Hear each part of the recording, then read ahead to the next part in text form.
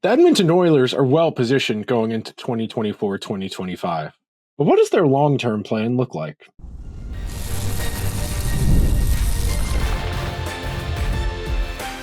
You are Locked On Oilers, your daily podcast on the Edmonton Oilers, part of the Locked On Podcast Network, your team every day. Hello, everyone, and welcome to today's edition of Locked On Oilers. I am your host, Nick Zararis. I want to thank everybody who makes Locked On Oilers their first listen of the day. Locked On Oilers, a part of the Locked On Podcast Network, your team every day, and by our friends over at Gametime. Download the Gametime app, create an account, and use code LOCKEDONNHL for $20 off your first purchase. Terms apply. So, today's episode is very straightforward. I was thinking about this yesterday. It was also the topic of conversation on today's edition of Locked On NHL with Hunter Hodes and I.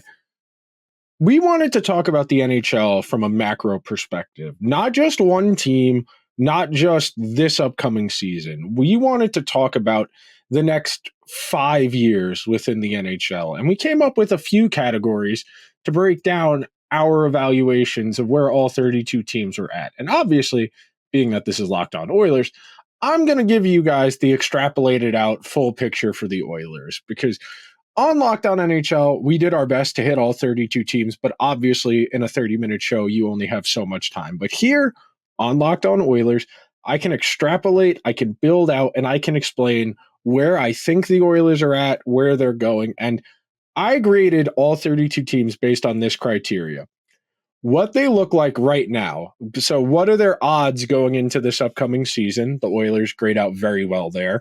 Their average team age, how old their roster is going into this upcoming season. I graded them on how good their core players are. So, their number one center, their first pair, their number one defenseman, their starting goalie, their depth, as in their bottom six, their third defensive pair, their prospect pool, and their cap flexibility going forward. So I picked those criteria, those categories, because I felt it gave every team a chance. It gave teams that are rebuilding, like say Montreal, as fair a chance to be graded out for how good they could be versus grading teams like the Oilers and the Stars who are good right now. As the betting favorite going into this upcoming season, the Oilers undoubtedly have a high expectation and are supposed to be a good team this year. But their prospect pool is light. They don't have a lot of cap space, and they are a little bit on the older side. Some of that is exacerbated by individual players, people like Corey Perry, whose average age is significantly higher. But I think there's a real argument that the Oilers are the best roster in the NHL going into this upcoming season. And of course, the most talented roster does not always win. The most talented roster does not always have the best results. And I do think it's important to explain these criteria and why the context matters, because it wouldn't make sense to compare the Oilers prospect pool to the Montreal Canadiens prospect pool. The Canadiens have been in a protracted, elongated rebuild. They have taken a very gradual approach, paying out the rest of the bad contracts they have on the books, drafting, acquiring reclamation projects. Think of guys like Kirby Dach, building out the organization wide, giving them a lot of cracks at it, a lot of lotto tickets, if you will, to try and find a guy. And then once you get one, you get two, you can go on and on, taking a swing on somebody like Uri Slafkovsky, who was big, but didn't have the most prolific statistics in his pre-NHL years. Guy taking a chance on a European defenseman like David Reinbacher, drafting out on that back end, an inordinate number of defensive prospects. And I think it's ironic that the Calgary Flames have embarked on a similar approach to building out that back end, where they've brought 8-9 defensemen into the organization in one period. I don't think it would be fair to compare the Oilers prospects to, say, like I just said, Montreal. I don't think it would be fair to compare the Oilers cap situation to a team like, say, Utah, or a team like the Ducks, who have plenty of cap space but don't want to spend it yet because they're not ready to compete.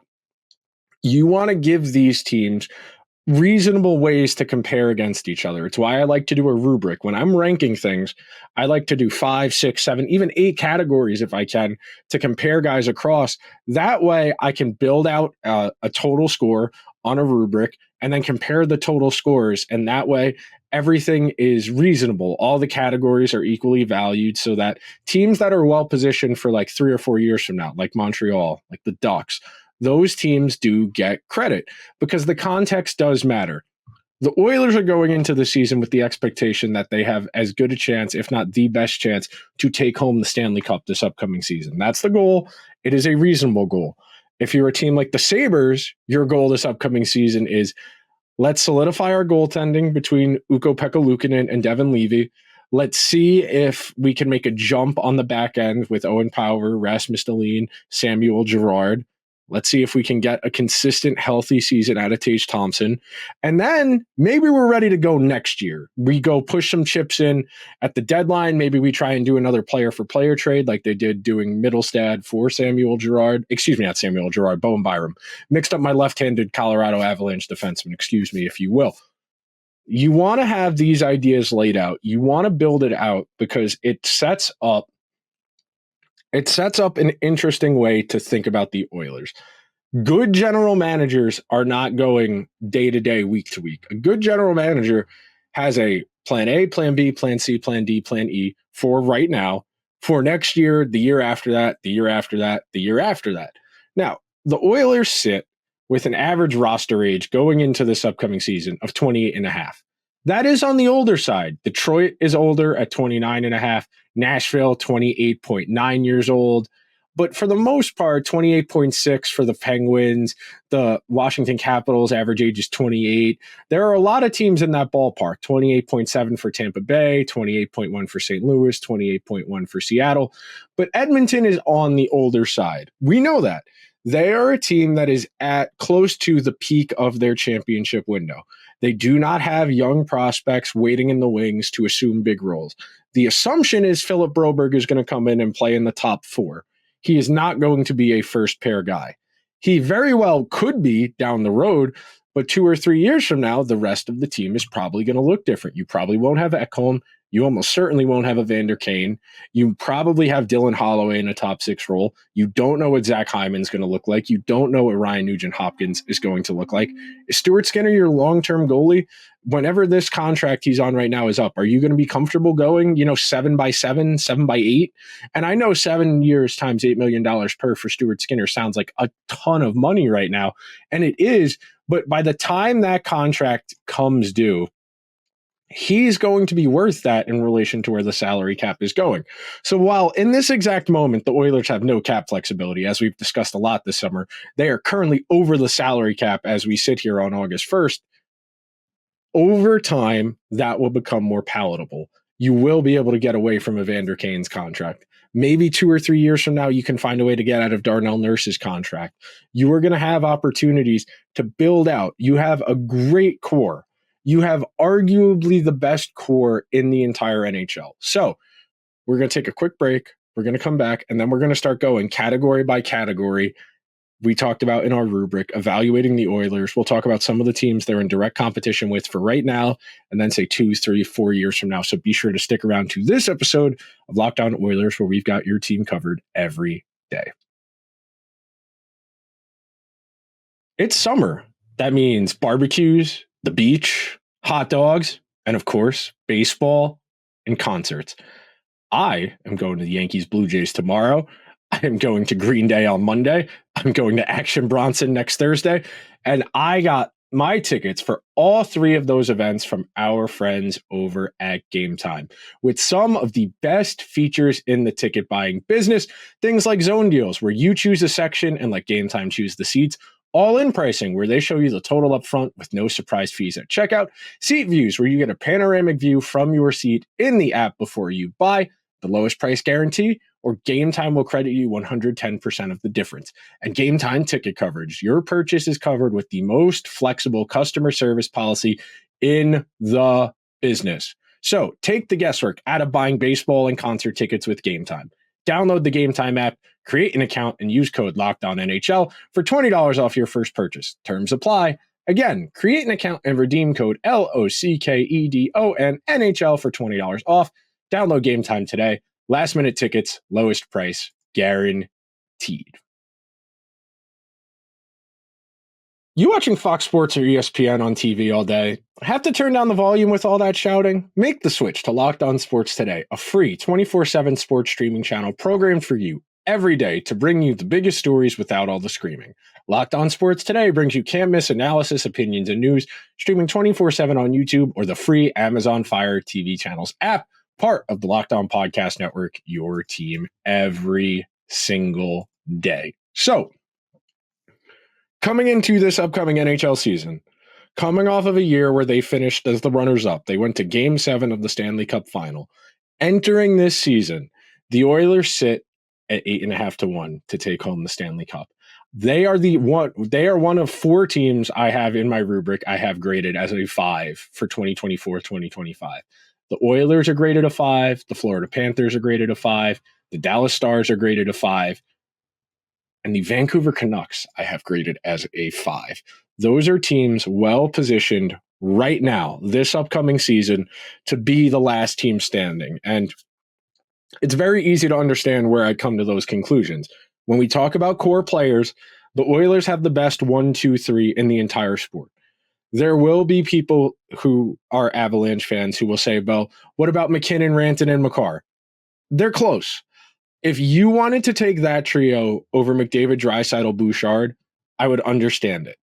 I think the gap between McDavid and McKinnon isn't huge. I think Rantanen, you probably would take him over Draisaitl because his defense is a little bit better. But my argument would be that the Oilers' counting stats are a little bit juiced by the power play, but because of that, they have an elite power play. And Bouchard is not Cale Makar, but his counting stats are going to be close enough to Cale Makar's, and he's cheaper. And we'll get to cap flexibility and long-term going forward in a little bit. But when you think about where the Oilers are positioned right now, the argument for them has always been, you have McDavid, you have Draisaitl, you're in the mix.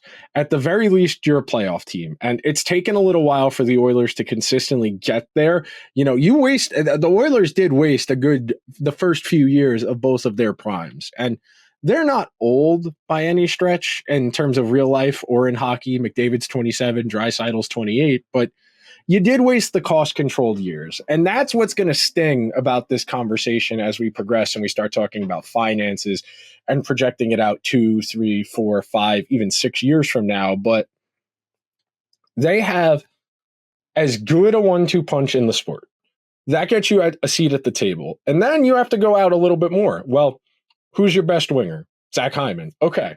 Is Zach Hyman really a 50-goal guy? Like we talked about yesterday, he's probably more of a 30, 35-goal guy on the Oilers as opposed to 50. But 30 goals, that's nothing to sneeze at. You know, that's top 25, 30-goal scorers in the entire league if you eclipse 30 goals. That's a good start. Who's your next best forward? Ryan Nugent-Hopkins. Good two-way game, can be in the ballpark of a point per game depending on his special teams usage. Okay, we're still moving along solidly. Do you have a close to point per game defenseman? Yes.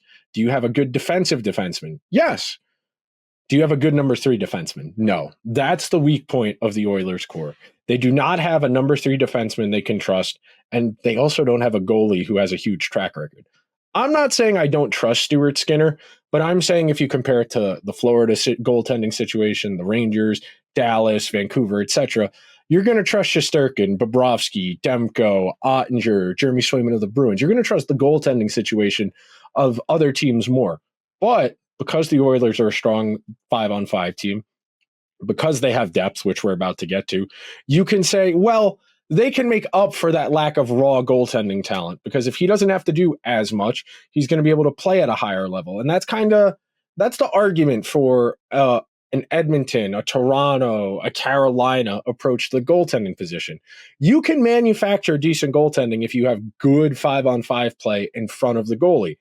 But we're going to keep talking. We're building out our rubric where we're not quite at that point yet where we're talking about depth. But you think about it extrapolating out. Part of that experience and that understanding of, is this team ready to compete?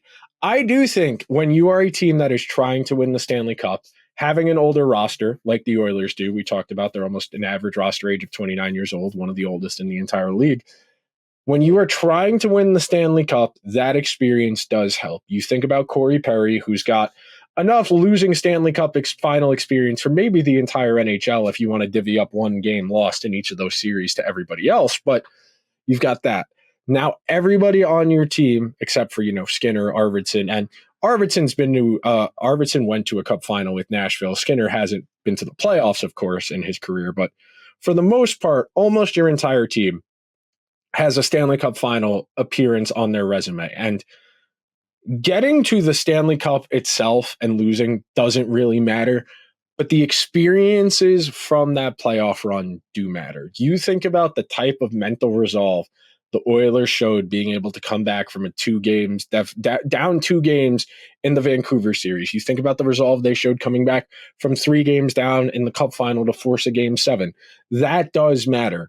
That type of experience where you can calcify pain, you can withstand that agony, and then build yourself back up gradually and start building momentum and then seize that momentum. That's where experience matters. It's not the actual experience itself. It's having the knowledge to draw upon, the emotional intelligence to draw upon what happened last time, how you responded to adversity, and how you went from there. And it's interesting when you think about it in that respect, because it's always, even when you're teaching history in high school or college to people, they think about it as memorize the dates, memorize the people. The thing isn't that it happened or who did it. It's why. Why were the Oilers able to come back against the Canucks? Why were they able to come back against the Panthers? Then why did it come up short against the Panthers? And you can start to build it out. And you talk about age, you talk about experience, you talk about the star power. The other component is depth. The Oilers probably have the best 1 through 9 in the entire NHL when we talk about forwards. Yes, a lot of that talent starts at the top. I use the metaphor of, if you've ever seen the movie Space Jam, the Michael Jordan basketball movie, where the Monstars come down and they start sucking the talent out of NBA players, like Charles Barkley forgets how to play because he touches the basketball.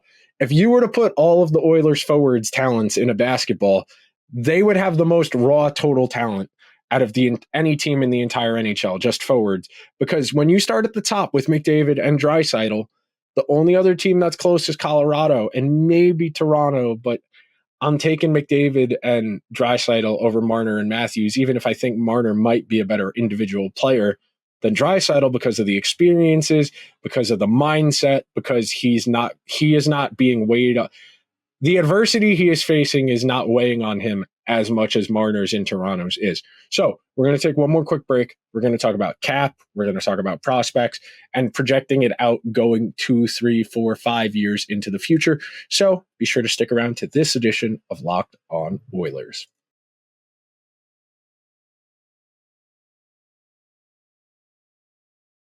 Thank you to everybody who is hanging out on this Thursday edition of Locked On Oilers. I do think talking about prospects matters, even when you're a good team. And it's tied to the salary cap, which is why I wanted to do these 2 segments together. When you think about the teams that go on these runs, that win Stanley Cups, that win multiple Stanley Cups, pretty quickly after a team wins a Stanley Cup, guys start getting paid. You can look at the Colorado brain drain, Kadri leaves. You can look at the Tampa Bay brain drain, which is a lot more extensive. Blake Coleman, Barclay Goodrow, Alex Killorn, Andre Palat, Ryan McDonough. They lost a lot of talent over the years because those guys, you could add Ross Colton to that list, were underpaid because they were restricted free agents or they were on a decent contract. And then you get the cups, you get good performances on the way to winning those cups. You start paying guys. Braden Point goes from entry-level contract to restricted free agent contract to winning 2 cups and being over a point per game on both cup final runs. That matters. You think about Vasilevsky going from reasonably priced to the second most expensive goalie in the league.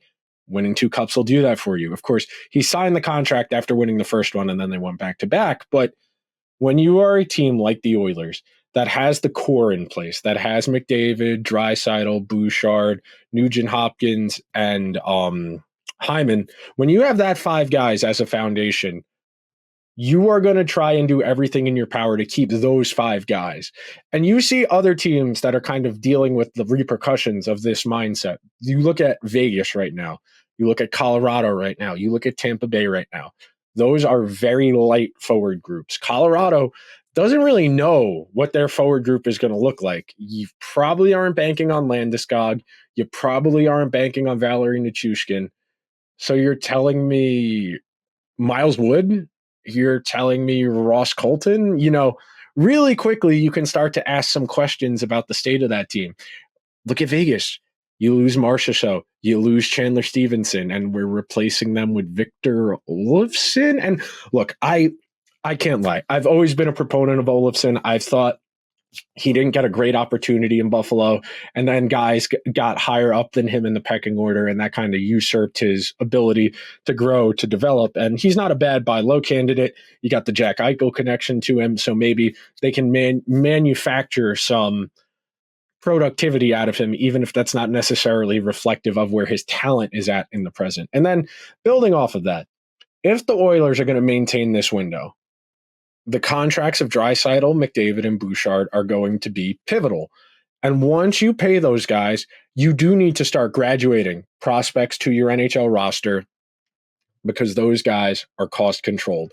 That is the reason that even if you are a good team, even if you're a Stanley Cup contender, you cannot waste your draft picks. And I don't mind trading your draft picks. The value of trading a first-round pick for Adam Henrik and Sam Carrick is going to be more value. What you would got from Adam Henrik on this playoff run, even though he missed a couple of games, is infinitely more valuable than what that first-round pick this year would have been worth for the team going forward. That first-round pick, 32nd overall, and ultimately I know they did trade up, but they did have to burn a pick to trade up. The value of Adam Henrik on the team, getting him in the door, that was worth it because you got Henrik to take less money than he would have gotten on the open market. I want to stay. I'm going to take less money. I want to be a part of this. That matters. That's another component to this. If we're going to try and build out around McDavid, Draisaitl, Bouchard, we're going to need the Mark Giordano and Jason Spezza sweetheart deals that are for the veteran minimum. Those are essential when you are trying to be a contender. You need guys who are willing to take less money when you have superstars. This is the issue in Toronto right now. You go look at that back end, you go look at that goaltending situation. It is very piecemeal together. And I think the Oilers are going to be okay going forward, but there is going to be a recalibration at some point. I've talked a bit this offseason about how little flexibility they have because of the raises that McDavid, Draisaitl, and Bouchard are all going to be due in the not-so-distant future. And because of that, you're going to have to prioritize, and you are going to have to graduate some AHL guys to your NHL roster. You are going to have to take on reclamation projects and only give a guy like Jeff Skinner 1 year, where maybe you want to go like 3 or 4 and have him for a few cracks at it.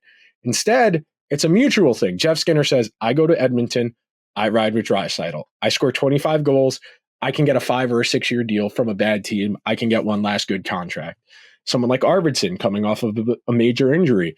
I need to bet on myself. I need to give myself an opportunity to earn more money. So the Oilers core is not incredibly old. McDavid and Draisaitl, 27, 28. Nugent-Hopkins is 31. He's a little bit on the old side. Okay. But Zach Hyman, 32. So 2 of your guys are in their early 30s, and then McDavid and Draisaitl are 27 and 28. Bouchard is only 24. That's great. Ekholm being 34, CC's 30, Kulak's 30, Troy Stetcher's 30. Philip Broberg being 23 is not, and cost controlled is nice, but it's very clear that the Oilers are going to need to recalibrate this roster, maybe as soon as next summer. If they win a Stanley Cup, it doesn't matter. Of course, I've always said, if you win a Stanley Cup with a core, after you win, it does not matter what happens. I look at what's happened in Washington with the Capitals and St. Louis with the Blues. Those teams don't care. The Capitals don't care. They're paying Backstrom and Oshie like $17 million to not play. The Blues don't care that they're paying Parayko and Torrey Krug. They don't care. They won the cup already. When you win a cup, it buys you a grace period. It depends on the organization, depends how long it's been since you won, but the Oilers win the Stanley Cup this upcoming season, it doesn't matter. They'll figure it out. They can recalibrate, and they've bought themselves some time. But with that in mind, you think about some of the teams that the Oilers are going to be in competition with, like Dallas. Dallas is pretty young. Dallas also has the added benefit of that when Sagan, when Ben, and Duchesne all come off the books, That's a lot of money when you add up Sagan and Ben together. Duchesne doesn't make a ton of money, but you add those three guys, that's going to pay for your Miro Heiskanen raise, your Rope Hintz raise, your Jason Robertson raise, your Logan Stankoven raise, your Wyatt Johnston, your Jake Ottinger. So the Stars, while they're going to have flexibility, they know where their money's going already. You look at Colorado. Well, Colorado's old. They lack depth. They don't have a solid goaltending future setup. So you talk about them. Vancouver worries me from an Edmonton perspective. I think Vancouver is a little bit better positioned going forward, and it's mostly because their depth is just a smidge better. Not overall depth, but their star power depth. Like, you probably are going to take Brock Besser's 29, 30, 31 seasons over Hyman's 33, 34, 35. You probably are going to take Quinn Hughes' next few seasons over Evan Bouchard's next few seasons. You're going to take Demko's over Skinner's. The argument for the Oilers over Vancouver over the next 5 years is that McDavid and Draisaitl are better than Elias Pettersson and JT Miller, and that alone should give you a little bit of confidence. Then you look at the East. I don't even think the Oilers really need to worry about the East, in all honesty. The Rangers are going to get one more good crack at it. After that, they're really going to have to recalibrate. The Devils are well positioned, but the Devils, you kind of want to see it first. You want to see if they can go from that, ooh, they had a nice year a few years ago, to, okay, they learned, they built out their roster. Now they're just in the fine-tuning process of what's the best combination of forwards we need, who from this group doesn't fit that we can take out, who can we get from outside to put in, to tie the bow on the finishing touches. You know, you think about the Lightning needing to get the right mix, getting Ryan McDonough and Gaudreau and Coleman and Pat Maroon and Yanni Gourde. You had to find the right mix of guys from inside and outside your organization to kind of all tie it together. And that's not a knock. You know, Kucherov, Stamkos, Point, Hedman, those guys are great. They're all going to be in the Hall of Fame someday. But supporting cast matters. The Oilers supporting cast is pretty good. The Oilers are probably, like I said, going to have to figure out their back end maybe as soon as next summer. But for right now, they are very well positioned for this upcoming season. And they should be pretty good next year and the year after that. But you are going to have to adjust as you go along. You can't be stubborn, and you got to be honest. If something's not working, you got to adjust. But that will do it for today's edition of Locked On Oilers. Before we get out of here, thank you for making Locked On Oilers your first listen of the day. For your second listen, enjoy the Locked On NHL podcast. Hunter Hodes and I did this for the entire NHL.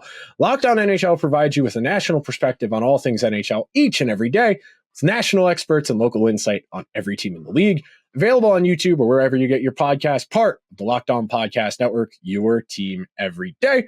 If you are listening on Apple Podcasts or Spotify, please be so kind, subscribe to the show, leave the show a 5-star review. If you are watching over on YouTube, hit the subscribe button, hit the alarm bell, get a notification whenever new content goes live.